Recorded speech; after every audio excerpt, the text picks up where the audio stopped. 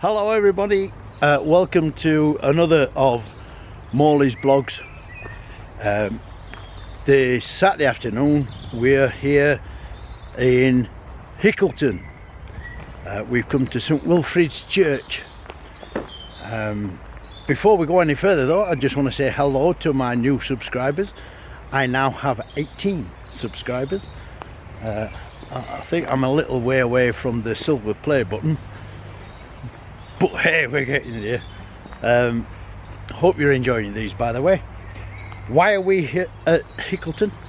We're here to do a test all about image stabilisation and how it can cause camera shake.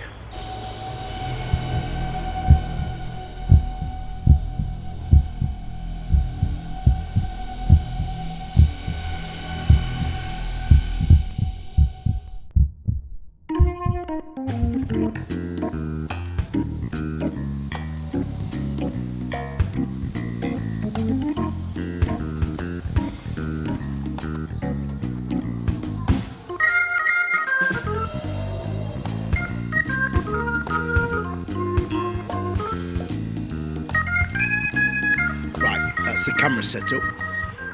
I've got the same gear that we had previously. Where I thought I'd start is giving you a little bit of background as to why we're doing this, in case you haven't seen the previous video that I'm going to put a link to somewhere up here, that we did at Calver Weir out near Froggatt. So what happened was I was doing a long exposure, hoping to smooth out some water that was flowing underneath a bridge on the River Derwent, and what happened was that I left the image stabilisation. Actually on this lens it's called vibration control, VC. It's the Tamron 24-70 f2.8, and I took 3 shots at different speeds. 4.5 minutes was the longest, 15 seconds was the shortest, and all 3 had camera shake on. So what I want to do, it got me intrigued. I know I've read it in the manual where it says turn off the vibration control if you've got your camera on a tripod. I must have left it on at some point in the past and not noticed any lack in sharpness, any deterioration of the shot, but on those I certainly did. So I got intrigued as to at what shutter speed does that camera shake get introduced. So that's what the test is today. So we've come here, the location is at Hickleton. Why Hickleton and why St Wilfrid's Church? Well, because it satisfies 3 things really. We've got a nice stable subject, that's the church. It's relatively quiet, although there is a main road just over the way. You may hear traffic in the background, but it shouldn't be too bad. The camera's quite close to me, so it should cut down the ambient a little bit. And it's nice and quiet. You don't get very many people coming here. I still get a little bit self-conscious when I'm filming myself on my video blogs and somebody walks past. I'll switch it off. I might have a chat to them, but I don't know why, but I don't like talking to camera when people are walking past. Hickleton here at St Wilfrid's Church, it's lovely and quiet. The gear I'm using is the same gear that I used on the Calver Weir shoot. It's the 5D Mark III with the Tamron 24-70, as I've said, and I've got at the moment the polarizing filter on, just so that I can start at the shutter speed of 15 seconds that I had previously. I want to start there, and then my technique is going to be, the method is I'm going to come down a stop and take a shot with the vibration control on and with the vibration control off.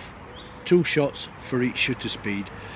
So it'll be 15 seconds, 8 seconds, 4 seconds, 2 seconds, etc, etc. And then when I get them back on the computer, we'll have a look and see how much camera shake has been introduced by the vibration control.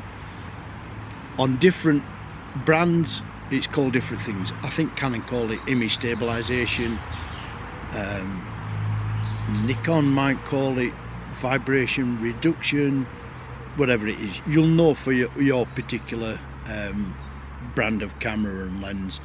There are two types of image stabilisation. There's in camera image stabilisation and there's in lens image stabilisation.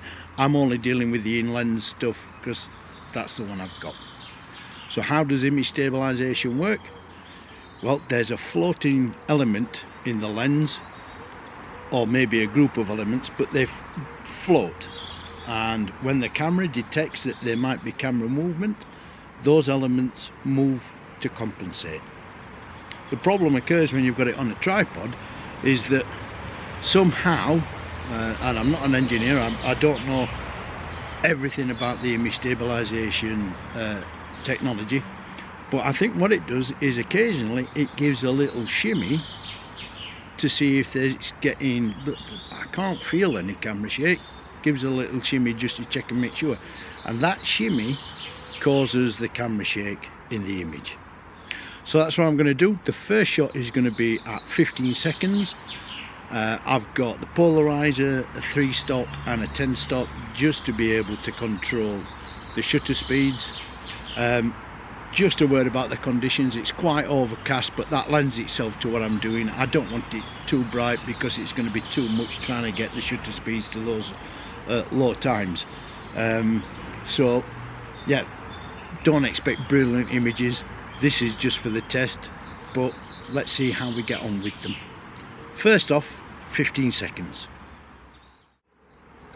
Right, now I've just taken the first two images, miscalculated with the polarizing filter. It was getting me to a 15th of a second, not 15 seconds, so I've had to put the 10 stop on. My settings on the camera are ISO 100. I was at f11, now I've gone to f8 in order to get to the 15 seconds and have a correctly exposed image. And just checking on the back of the camera, I can see that with the image stabilisation on, well, there is definitely camera shake there, and the image is not as sharp as with the image stabilisation off. So let me carry on doing the test. We're going to go to 8 seconds, and in order to do that, because I can't vary the density of the neutral density filter, the big stopper, well, it's Zomei's big stopper, Z-O-M-E-I. I've got to say, it's considerably less than the Lee big stopper, but does a cracking job. Hardly any colour cast, and the images are nice and sharp through it. Anyway, I can't vary the density of that, so I'm going to have to adjust the aperture and control the shutter speed that way by taking the aperture in one direction. That'll allow me to change the shutter speeds. So now I'm going to do 8 seconds, 4 seconds, 2 seconds, a second, etc. So yeah, taking that and just had another look, and again there's camera shake on it even at 8 seconds.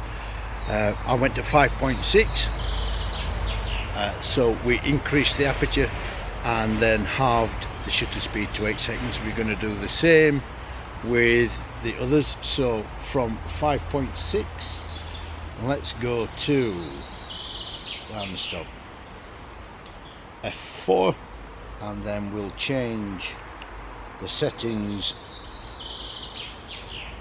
for this from 8 seconds to 4 seconds. Make sure image stabilisation is off. Take the shot. I'm assuming that because the image stabilisation is off, this is going to be a sharp image. Switch the image stabilisation back on and take the shot again.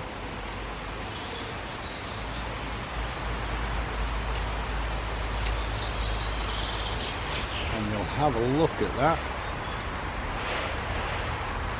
Zooming in, yeah, it's still really quite bad. There's lots of camera shaking, even at 4 seconds. And if you go back to the image stabilisation off, as crisp as you like. Okay, so I'm going to work through the others and I'm going to stop when I can't see any camera shake.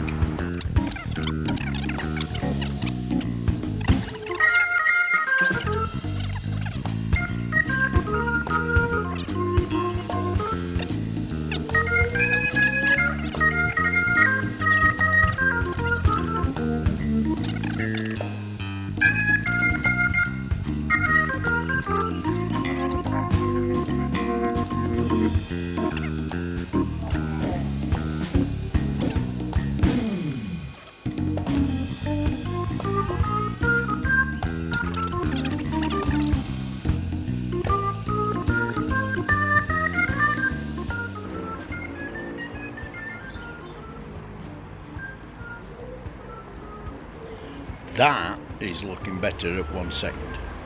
I'm just going to try that again to make sure. So I'm going to take another pair of images just to make sure that I got everything right.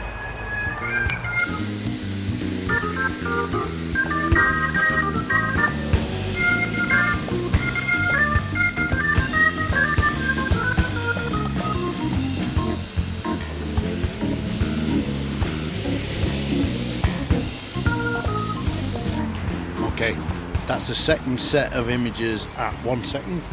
Let's have a review. I think what's happening is as the shutter speed is getting shorter and shorter and shorter, there's less of a window for that wiggle to get in. So the first one, the wiggle might have happened here, but on this one the wiggle happened in the exposure. Let's go down half a second, a quarter of a second and an eighth of a second, etc. and see what happens there. I'm going to have to swap this 10 stopper out for a 3 stopper. So where I'm at now is that I got down to an eighth of a second and couldn't see on the back of the screen any camera shake. I don't think I could. So what I'm going to do now is, and I went to a 16th and still couldn't see any difference between the image stabilisation on and image stabilisation off. So now I'm at ISO 100 f9, which is giving me an eighth of a second, and I'm going to take 10 shots to see when I get back if any of them have camera shake on. I think we might have found the window that's small enough to avoid it, but we'll check and we'll see. So let's do that. 10 shots at f9 at an eighth of a second. Aha! This is 32 of 39, so it's about the third image in to that sequence of 10, and it's there. The camera shake is there. So obviously the shorter the window, the less likely you are to get it. The best thing is just to turn that off when you've got your camera on a tripod, and then you won't get it. Every shot I've taken with the image stabilisation off has come out beautifully crisp and clean. I'm going to go home now and get these minimal processing just to make sure that they all look about the same in exposure, and I'll show you the comparisons between the two. So here are all the images from the shoot. Let's have a quick run through these and have a look at the effects. So this is the first one, 15 seconds, and you can see a nice crisp image, and here is the effect with image stabilisation on when you've got your camera on a tripod. If you have a quick zoom in to the clock, you can see what I mean by it. Here's without image stabilisation and here's with. And essentially they're all the same. Without at 8 seconds, with at 8 seconds. Without at 4 seconds, with image stabilisation on at 4 seconds. The same at 2 seconds, and at 1 second without image stabilisation on and with it on. half a second without and with, a quarter of a second again, camera shake with image stabilisation. But when we get into an eighth of a second, this is a shot without it, this is the shot with it, and it looks relatively sharp. So then what I did was I went to the series of 10. This is the first, again reasonably sharp, can't see any problems. The second one the same, but when we get to the third one, the problem returns.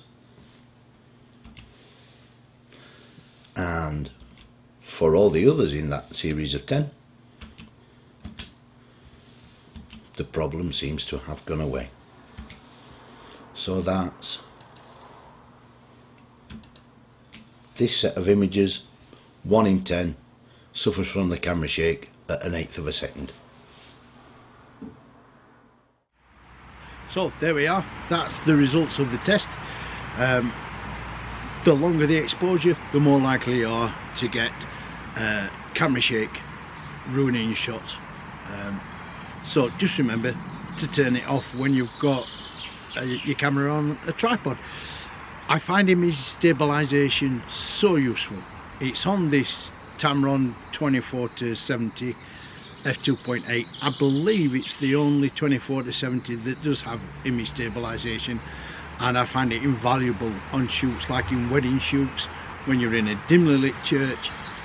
It allows me to get shots that I wouldn't normally get without using a flash, so it's less intrusive and you get the lovely ambient lighting that's there. On a tripod, as I've said, turn it off. You don't want shaky shots, do you? See you next time.